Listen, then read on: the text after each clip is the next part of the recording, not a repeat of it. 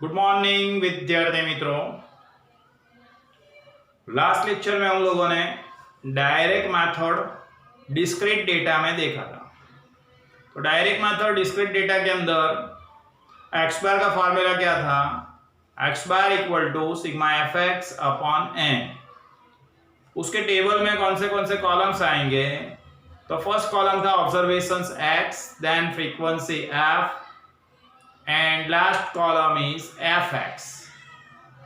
Total किसके किसके करना है? तो एक्स का टोटल नहीं करना है, डैश। एफ मतलब फ्रीक्वेंसी, उसका टोटल लिखेंगे नीचे एन, और लास्ट कॉलम का टोटल लिखेंगे हम सिग्मा एफ एक्स। इसी तरह से हम आज डायरेक्ट मेथड देख रहे हैं कंटिन्यूअस डेटा के अंदर। समझ रहे हो आप? देखो यहां पे डायरेक्ट मेथड ગુજરાતીમાં એને કહીએ છે આપણે સીધી રીત। ઓકે, કન્ટિન્યુઅસ ડેટા એટલે સતત માહિતી બેટા। कंटिन्यूअस डेटा का आइडेंटिफिकेशन क्या है? उसमें क्या दिया हुआ होगा आपको? Class and frequencies. क्लास એટલે વર્ગો एंड फ्रीक्वेंसीज आवृत्ति। So class and frequencies are given, then it is known as continuous data। उसको हम continuous data बोलेंगे।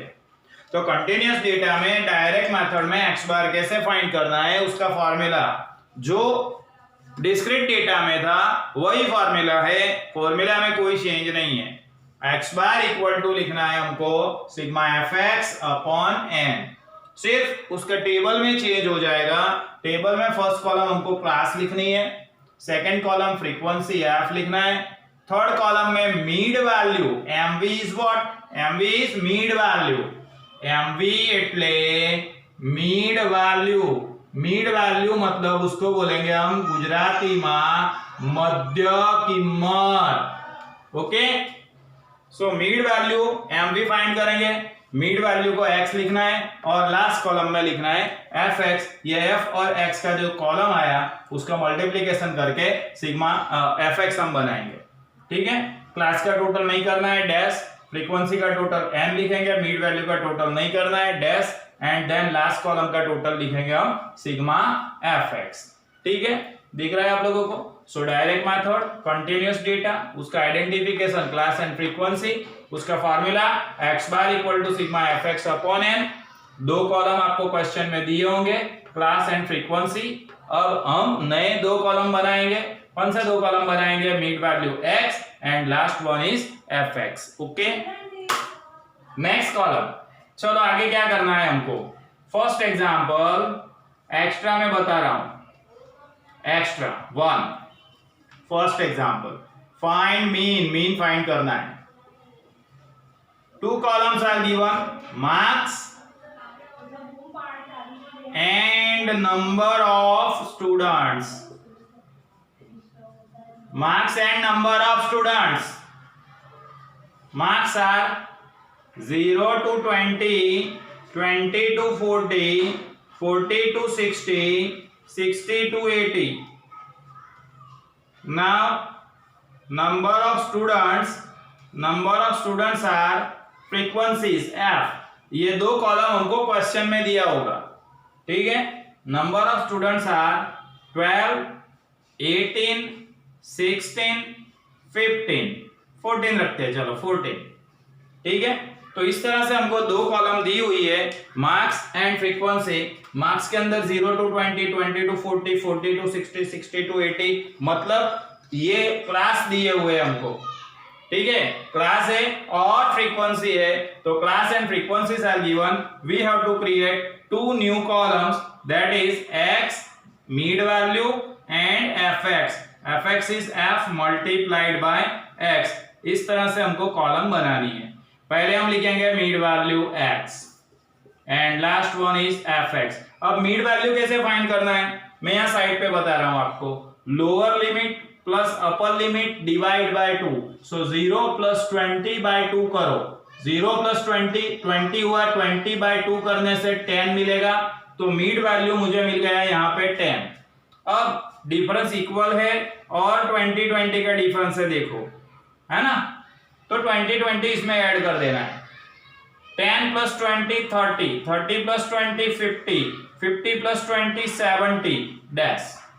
Now fx, f multiplied by x, 12 into 10 is 120, 18 into 30 540, 16 into 50 करेंगे, 16 into 50 करेंगे तो कितना मिला 800, देन 14 into 70 करेंगे तो हमको मिलेगा 980। ना इसका टोटल सिग्मा एफ एक्स लिखना है, sigma f x 120 plus 540 plus 800 plus 980, सबका टोटल हो गया 2440।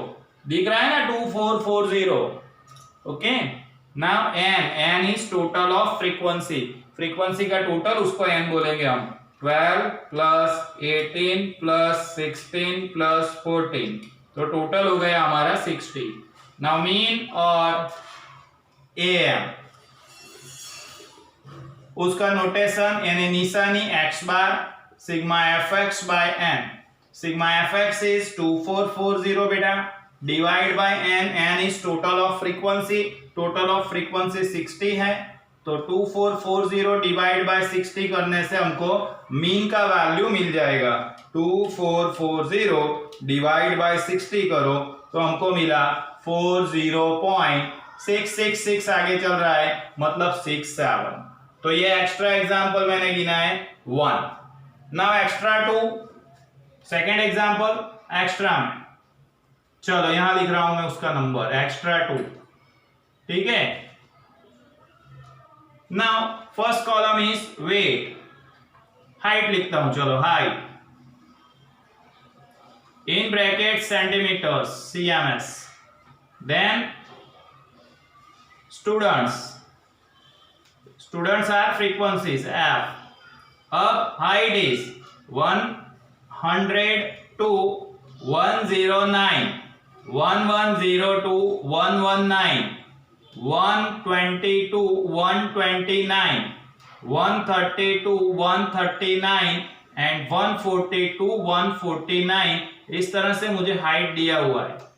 उसके बाद नंबर ऑफ स्टूडेंट्स 18, 23, 27, 22 एंड 20, इस तरह से दो कॉलम मुझे दिया हुआ है, height centimetres and students frequency F.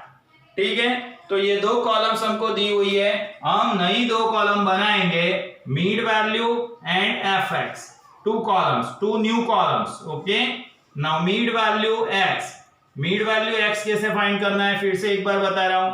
Lower boundary point 100 plus upper boundary point 109 divide by 2 करो तो 100 प्लस 109 डिवाइड बाय 2 करने से हमको मिलेगा 104.5। तो यहां पे लिख रहे हैं हम 104.5 बेटा।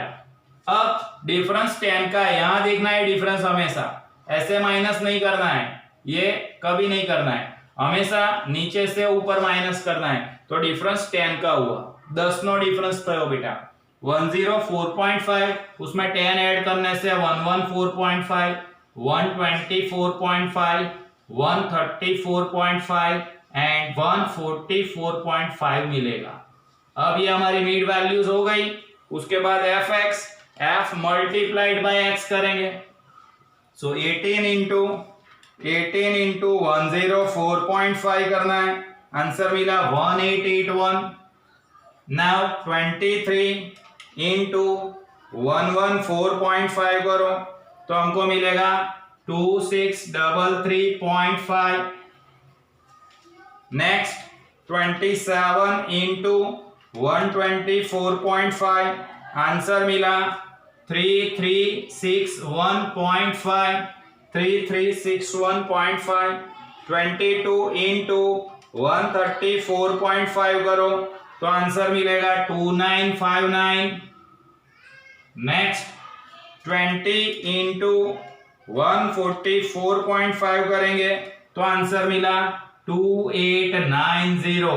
नाउ एफ एक्स का टोटल जिसको हम बोलते हैं सिग्मा एफ एक्स, तो सिग्मा एफ एक्स मिलेगा टोटल करने से 1881 plus 2633.5 plus 3361.5 plus 2959 plus 2890 add किया सब कुछ तो 13725। एक बार चेक कर लो फिर से 1881 plus 2633.5 3361.5 2959 plus 2890 total is 13725. Now mean or AM, that is x bar equal to sigma fx by n.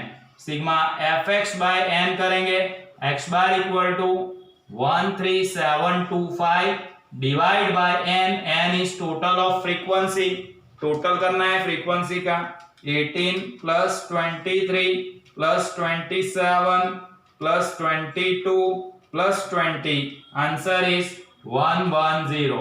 फिर से चेक करो 18 23 27 22 and 20 आंसर is 110।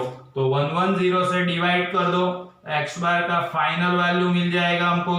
कितना मिल रहा है चेक करो 13725 डिवाइड बाय 110 आंसर इज 124.77। तो इस तरह से डायरेक्ट मेथड कौन से डेटा में देखा, कंटिन्यूअस डेटा में। Direct method continuous data x bar का फॉर्मूला लिखेंगे sigma f x upon n. आपको फॉर्मूला याद रखनी है और उसका टेबल याद रखना है। Class frequency f, mid value x and f x. अब एम भी लिखा है उसका मतलब होता है मिड वैल्यू। मध्य कीमत कैसे फाइंड करना है, lower plus upper divide by 2, lower plus upper divide by 2। तो बोर्ड पे जितना दिख रहा है सब कुछ लिख देना वीडियो पोस्ट करके। नेक्स्ट सेगमेंट के अंदर दूसरे 2 एग्जांपल मैं आपको करा रहा हूं।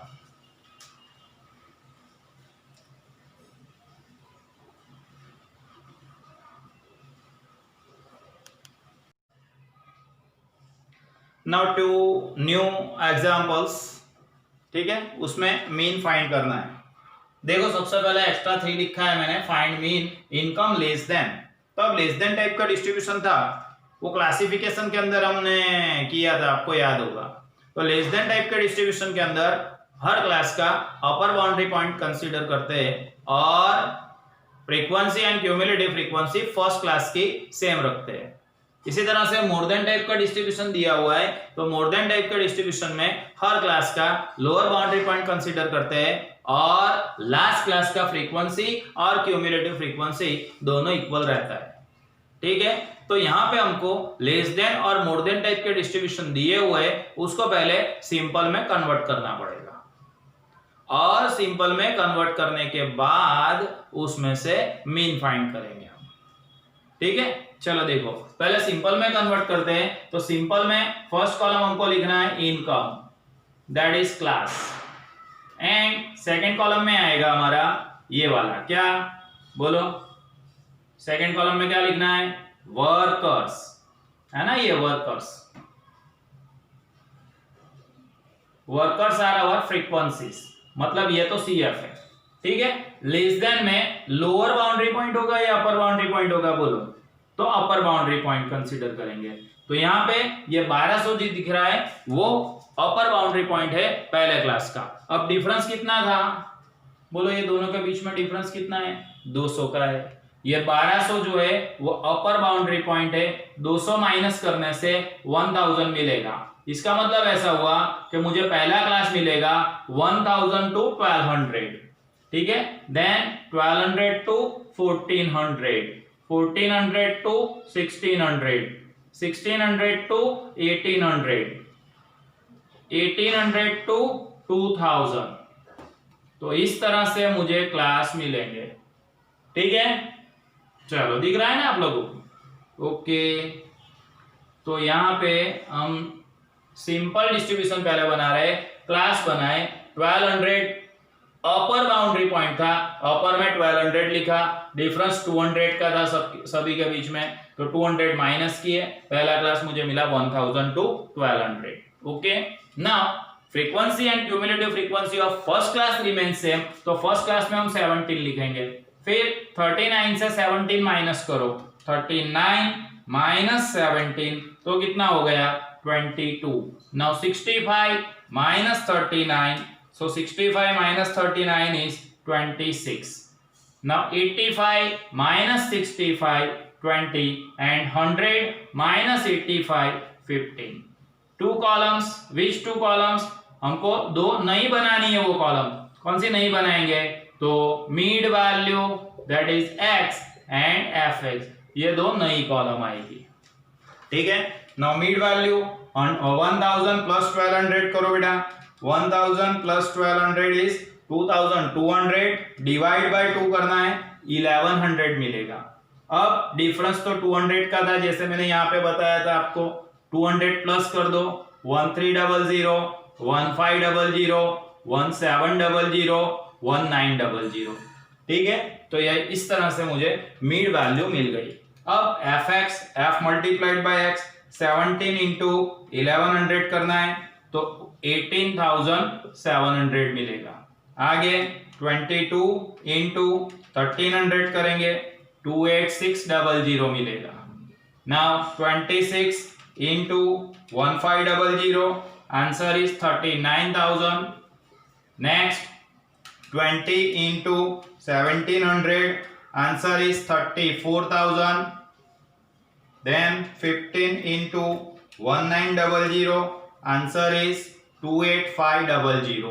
now total sigma fx and n, चल sigma fx करते हैं 18700 plus 28600 plus 39000 plus 34000 plus 28500, total is 1,48,800। फिर भी एक बार चेक कर लेते हैं, 18700, 28600, 39000, 34000, 28500, टोटल इज 148,800। ठीक है, नाउ टोटल ऑफ फ्रीक्वेंसी करेंगे, 17 plus 22 plus 26 plus 20 plus 15, answer is 100। ठीक है, तो यहाँ हम मीन फाइंड कर रहे हैं, एम और mean, that is x bar equal to sigma fx by n. Sigma fx is 148,800 divide by n, n is 100, तो 100 से डिवाइड करना है, तो x bar मुझे मिलेगा 1488। तो इस तरह से मुझे ये लेस देन वाला डिस्ट्रीब्यूशन था, दिख रहा है आप लोगों को, तो लेस देन वाले डिस्ट्रीब्यूशन को पहले सिंपल डिस्ट्रीब्यूशन में कन्वर्ट किया, उसमें से दो कॉलम हमने बनाई, कौन सी दो कॉलम, क्लास एंड फ्रीक्वेंसी। तो लेस देन वाले डिस्ट्रीब्यूशन को सिंपल डिस्ट्रीब्यूशन में पहले कन्वर्ट करना है। ठीक है, इसी तरह से यहाँ मोर देन वाला डिस्ट्रीब्यूशन दिया है, उसको हम सिंपल डिस्ट्रीब्यूशन में कन्वर्ट करेंगे। फर्स्ट कॉलम में लिखते हैं वेजेस, मोर देन था, उसकी जगह पे सिंपल डिस्ट्रीब्यूशन हम बना रहे हैं। वेजेस यहां ब्रैकेट में लिखेंगे क्लास, और next column is workers that is F, frequencies. ठीक है, चलो 15,500। अब सबसे पहले तो याद करो मोर देन टाइप का जो डिस्ट्रीब्यूशन होता है उसमें क्या कंसीडर करते हैं, अभी मैंने बताया था आपको। तो मोर देन वाले डिस्ट्रीब्यूशन के अंदर हमेशा लोअर बाउंड्री पॉइंट लिखा रहता है, तो ये लोअर बाउंड्री पॉइंट है 15500। ठीक है, डिफरेंस देखने की जरूरत ही नहीं है, वैसे यहाँ पे 1000 का डिफरेंस है, तो 16500 लिखेंगे। अब 16,500 टू 17,500, 17,500 टू 18,500, 18,500 टू 19,500, 19,500 टू, अब डिफरेंस 1000 का था ना बेटा, तो यहाँ 1000 ऐड करेंगे हम, 19,500 प्लस 1000 तो 20,500 होगा। तो इस तरह से मुझे क्लास की कॉलम मिल गई बेटा। ठीक है, फिर से एक बार बता रहा हूं, मोर देन टाइप का डिस्ट्रीब्यूशन है, इसका मतलब ये हुआ कि ये जो दिया हुआ है ये लोअर बाउंड्री पॉइंट है, तो लोअर बाउंड्री पॉइंट मैंने लिखा 15,500। अपर बाउंड्री पॉइंट में क्या लिखना है, तो ये वाला 16,500। तो पहला क्लास मुझे मिला 15,500 टू 16,500। इसी तरह से लास्ट वाला क्लास 19,500 से शुरू होगा और डिफरेंस 1000 का था तो 1000 ऐड किया तो 20,500। अब इसमें लास्ट क्लास का फ्रीक्वेंसी और क्यूमुलेटिव फ्रीक्वेंसी सेम रहता है, मतलब लास्ट क्लास में हम 8 लिखेंगे, then 20 minus 8 12, 35 minus 20 15, 45 minus 35 10 and 50 minus 45 is 5। तो इस तरह से मुझे सिंपल डिस्ट्रीब्यूशन मिल गया जिसमें मुझे दो कॉलम मिली, क्लास एंड फ्रीक्वेंसी। अब क्या करेंगे, तो अब दो कॉलम नहीं बनाना है, with two columns mid value x and fx। तो दो कॉलम नहीं बनाए, मीड वैल्यू x कैसे बनाना है, तो lower plus upper divide by 2, 15,500 plus 16,500 divide by 2 करो, 16,000 मिला। 16,000 डिफरेंस है हमारा 1,000 का, बेटा यहाँ डिफरेंस 1,000 का है तो 17,000, 18,000, 19,000 एंड 20,000। इस तरह से मुझे मीड वैल्यू मिलेगा, जिसका टोटल करना नहीं है तो डैश लिख दिया मैंने पहले से। चलो f इंटू एक्स करेंगे बेटा, 5 इंटू 16,000 करो, आंसर मिला 80,000। देन 10 इंटू 17,000 तो आंसर मिलेगा 1,70,000। 15 into 18,000 answer is 2,70,000। Next 12 into 19,000 answer is 2,28,000। now 8 into 20,000 answer is 1,60,000। ये सभी का समेशन करो, 1,60,000 प्लस 2,28,000 प्लस 2,70,000 प्लस 1,70,000 प्लस 80,000, तो टोटल हो गया 9,08,000। फिर भी एक बार हम चेक करेंगे टोटल कैसे किया, देख लो फिर से, 1,60,000 plus 2,28,000 plus 2,70,000 plus 1,70,000 plus 80,000, total is 9,08,000।